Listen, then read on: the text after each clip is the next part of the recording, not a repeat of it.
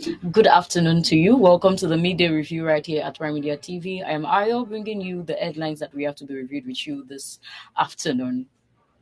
So, Lagos State has proposed to ban single-use plastics, sachet water for January 2025. The Lagos State government on Thursday stated plans to ban the circulation of single-use plastics and sachet water, among others, from January 2025, confirming the ban at a stakeholders workshop and awareness on the implementation of the ban on the usage of styrofoam and SUPs for packaging in Lagos.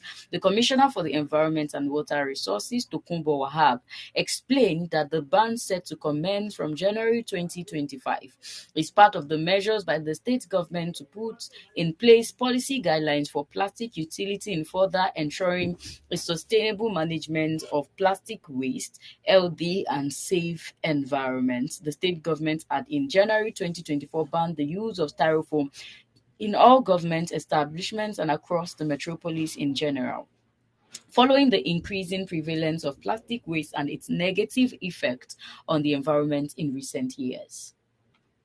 So, on this table, we actually discussed when the styrofoam was banned in January 2024, and we're wondering why there was no much information given prior to that time. But here we are having the conversation on the ban on single-use plastics and sachet water from January 2025. So I guess the Lagos State government actually heard when a lot of persons said they could have given informations beforehand to prepare people ahead for what is coming. And here we are, they've given us information ahead, and we are still wondering at the time that Nigeria is right now. A lot of persons are struggling to survive in their businesses, and this will be a form of businesses to a lot of persons. If you go out there, especially on the street of Lagos, go to the market, go to Idumota, go to Yaba, go to a lot of places. In traffic, you see people hawking pure water. You see people hawking sachet water. You see people hawking bottled water, bottled minerals, and all of those things. Now, if they place a ban on this thing, single-use plastics, which includes some of the plastic that most of your carbonated drinks contains, what will be the means of survival for these people? What will be the means of survival for the people who are selling this, who are hawking these things, who are doing this as their daily survival? What will be their escape route? It is going to further lead to um, unemployment in the country, because this is one of the many means that people are using to survive daily.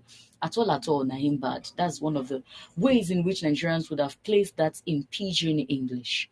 But then these people means of livelihood will be taken away from them. But then we should not forget the other part, to keep the environment safe. Are there no other measures that we can put in place to ensure the safety of the environment? And if we are rendering these people jobless for the meantime, what opportunity are they providing to ensure that these people get employed?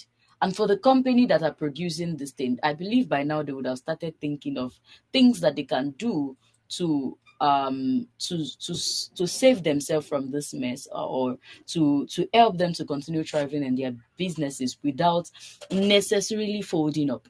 These are just part of the many things that we are considering. But then trust Nigerians with their reactions. And on the street of Twitter, we are able to get some of these reactions. Some Nigerians, one person by the name Gentoo, had said, I don't understand single use. Are we supposed to use it twice? Another person asked, that means whenever I want to drink water outside, I will wait for rain to fall, then I open my mouth and drink. That's sarcasm, but then it's part of the many speculations coming to the heart of Nigerians. Another Mr. Fowoshere asked, instead of opening a recycling plant that will help generate money, employment, and so on, they always ban everything. So some Nigerians are saying that, okay, this is actually an opportunity for you to open a recycling plant. And I think there's something like this that trended on on TikTok there about some weeks ago where we saw plastic ATM. You deposit your plastic in it. I'm not sure it happened in Lagos. You deposit your plastic inside that machine, it weighs it, and you get paid for the number of plastic that is deposited into that plastic machine. So I'm not sure it happened in Lagos, but it's happened somewhere in Nigeria. I mean, this is actually an opportunity for us to make money, but then we leave the Lagos state government to see that. And finally, one Mr. Greg said, even in the Western world, single-use plastic is still in use. Where are they copying this from? Sachet water is understandable, but this is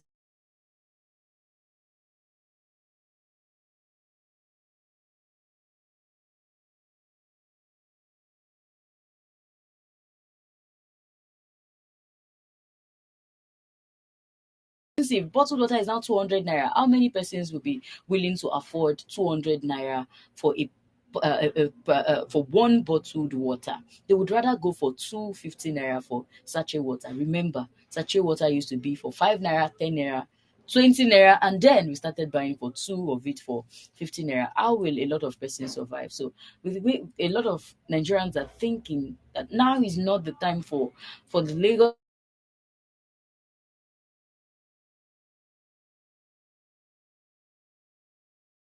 where it is convenient for a lot of persons to adjust to that.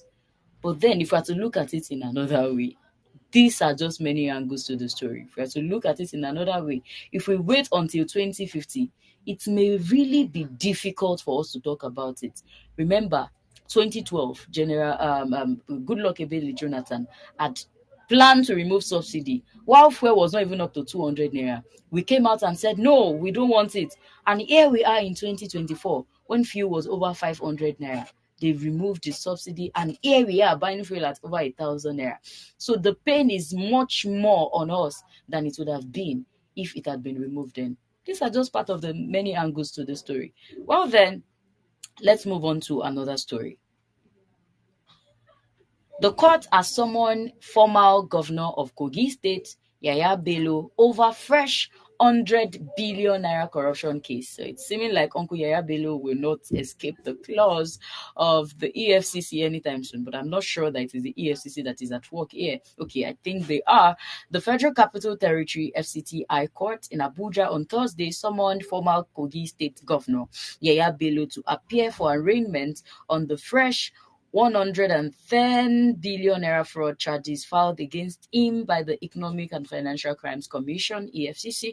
The case is separate from the 80 billion naira money laundering indictment against Mr. Bello, which is still pending at the Federal High Court in Abuja. On September 25th, the EFCC filed the new fraud charges involving about 110 billion naira while still scrambling to bring Mr. Bello to court for arraignment in the 80 billion naira money laundering case before the Federal High Court. So both cases are separate. The 80 billion naira case is different from the 110 billion naira new charges against Mr. Yaya Bello. Now I want to see how he's going to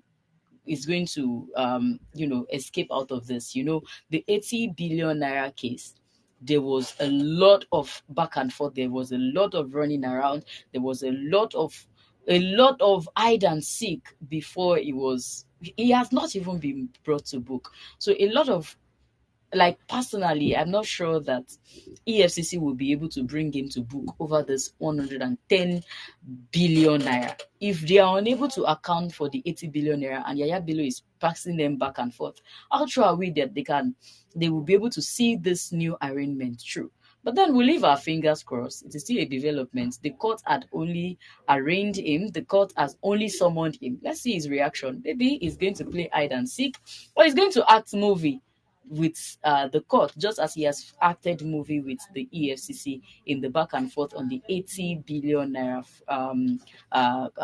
conversation, the embezzlement, while he was the governor of the state. So on this note, this is all that we'll be able to take on the midday review. We'd like to hear your thoughts on the comment section of whatever platform you're watching us from. If you're watching us on Facebook, we're Prime Media TV. If you're watching us on Instagram and TikTok, we're Prime Media Studios. On the website where you're currently watching us, we're enginespeak.com. You can do well to follow us on our YouTube channel at Prime Media TV. I am Ayo till I come your way again next week. Do have a great weekend. Bye bye now.